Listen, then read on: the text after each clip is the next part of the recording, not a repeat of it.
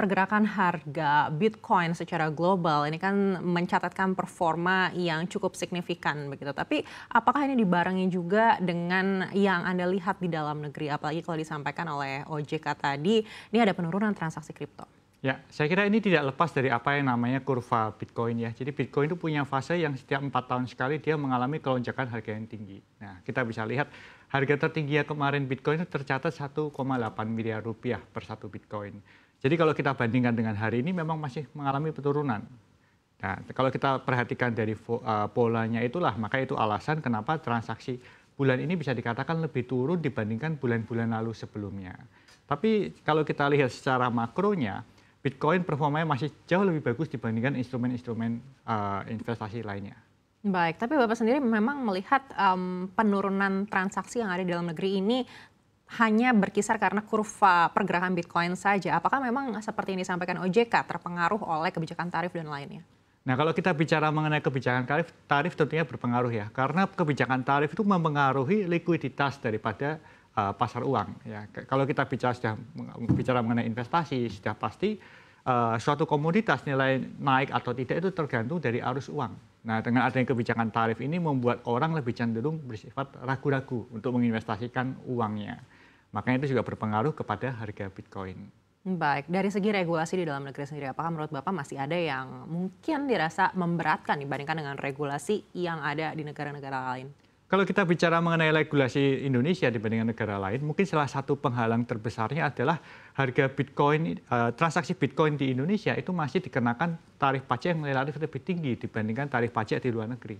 Jadi kalau kita bicara di Indonesia ya, untuk orang melakukan transaksi itu pajaknya kurang lebih setiap kali melakukan jual dan beli itu dikenakan 0,2%. Ya, jauh lebih tinggi dibandingkan fee transaksi orang yang jual dan beli Bitcoin dari luar negeri.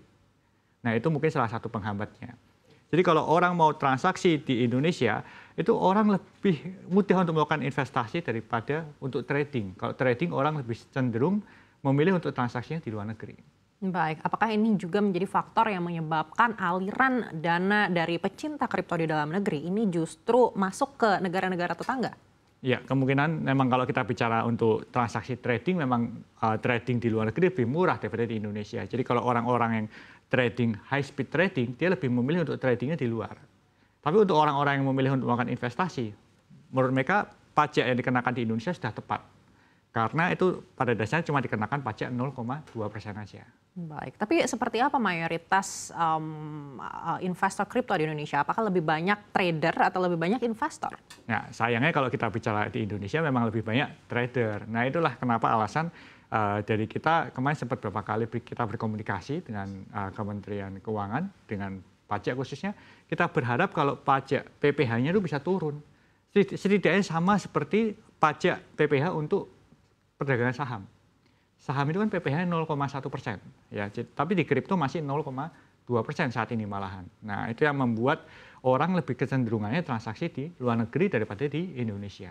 Baik, tapi kalaupun misalkan dikabulkan ada penurunan tersebut menjadi 0,1 sama seperti saham, apakah menurut Bapak ini secara signifikan dan simultan langsung bisa menggairahkan pasar kripto di dalam negeri atau memang masih ada faktor-faktor lain yang menghambat adanya pertumbuhan ini? Saya yakin sekali apabila PPh-nya disesuaikan, itu akan langsung berpengaruh langsung kepada volume perdagangan di Indonesia. Karena kita dulu waktu pada tahun 2016, saya ingat betul, Indodex itu sempat mengalami penyesuaian fee. Kita menurunkan fee 0,1%. Ternyata pada saat kita menurunkan fee 0,1% itu berefek langsung kepada jumlah volume perdagangan di Indonesia. Karena pola perdagangan kripto itu bukan seperti terpisah-pisah antar negara, tapi itu menyambung satu dengan yang lain. Apabila orang merasa di Indonesia harganya nggak sesuai kemahalan, orang memilih transaksi di luar negeri. Karena masalahnya pola transaksi trading kripto di Indonesia itu per hari bisa transaksi 10 kali, 20 kali, orang bisa beli jual, beli jual, beli jual. Sehingga selisih 0,1 itu sangat berpengaruh. Baik, dan kalau tadi Anda sempat sampaikan volume transaksi harian itu mungkin sekitar 500 miliar per hari. Apabila ternyata ada penurunan tersebut, Anda lihat lonjakannya itu bisa mencapai berapa persen dari 500 miliar ya, tersebut? Kalau kita asumsikan apabila sekarang orang cuma memakai crypto exchange di Indonesia untuk investasi, yaitu cuma beli sekali, kemudian jualnya kapan-kapan. Kalau kita asumsikan mereka itu sebagian besar adalah trader, maka kita bisa melihat peningkatan volume bisa 2 hingga 3 kali lipat. Kita lihat aja Indodax pada tahun 2021. Volume Indodax di tahun 2021 itu mencapai 2 triliun rupiah per harinya. Ya, 2 triliun rupiah per harinya itu volume Indodax pada saat belum ada pajak final atas kripto. Jadi fee Indodax masih bersaing dengan fee global exchange di luar negeri. Kalau saat ini fee di Indodax itu tidak bersaing karena fee kita 2 kali lebih mahal dibandingkan crypto exchange di luar negeri. Bukannya Indodax tidak mau menurunkan biaya, masalahnya adalah fee pajak yang 0,2% itu sudah sama seperti fee crypto exchange di luar negeri. Ya, makanya fee Indodax jadi otomatis 2 kali lebih mahal karena kita mengenakan pajak finalnya yaitu 0,2 ditambah fee crypto exchange-nya 0,15. Ya. Padahal di luar negeri fee crypto exchange-nya cuma sebesar 0,15 saja. Itulah yang membuat kenapa pasar kripto di dalam negeri susah bersaing dibandingkan pasar kripto luar negeri. Baik, bagaimana dari segi pengawasan? Kita tahu ini kan sudah dialihkan ke Bapepti begitu. Mungkin ada regulasi yang berbeda daripada pengawas sebelumnya? Kalau kita melihat pengawasan yang dilakukan OJK sekarang malah cenderungnya jauh lebih baik. Ya, jauh lebih baik dalam arti kita melihat OJK cukup serius menata industri ini. Ya, bukan berarti regulator sebelumnya nggak serius ya. Tapi setiap regulator itu kan punya framework-nya sendiri. Nah, untuk kita bicara OJK, saat ini pengawasannya kita bisa melihat cukup ketat dan mereka memberikan guidance yang cukup jelas. Sehingga kalau secara crypto exchange kita bisa melihat dan merasakan kedepannya harapannya industri ini akan bisa bertumbuh semakin baik lagi. Nah, hambatan satu-satunya saat ini ya masalah pajak aja. Kalau pajak yang bisa disesuaikan minimal seperti transaksi perdagangan saham yaitu 0,1, saya bisa melihat industri ini di masa depan akan mampu bersaing dan harapannya bisa menyumbang devisa untuk Indonesia. Baik, bagaimana dari segi inovasi? Inovasi apa yang mungkin masih bisa dilakukan apabila ternyata belum ada pemangkasan biaya pajak ini?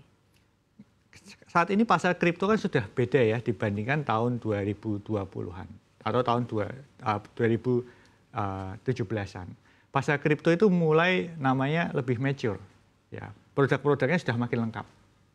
Makanya kalau kita bicara inovasi produk sudah cukup susah sih. Karena produk-produk kripto itu mulai bersentuhan dengan semua instrumen keuangan yang ada. Mungkin peluasan yang belum dilakukan di Indonesia ya paling produk perbankan di Indonesia masih belum diizinkan untuk menjual produk kripto. Sedangkan kalau kita lihat perbankan di Eropa, bahkan perbankan di Singapura, perbankan di Amerika, itu banknya sudah diperbolehkan menjual kripto atau minimal menjual ETF investasi dalam bentuk kripto. Nah, itu aja mungkin produk yang masih belum dipunyai di Indonesia. Perbankannya masih belum menyentuh pasar kripto. Tapi kalau kita bicara secara produk kriptonya, saat ini produk kripto itu secara investasi keuangan ya, itu sudah cukup mature ya produk-produk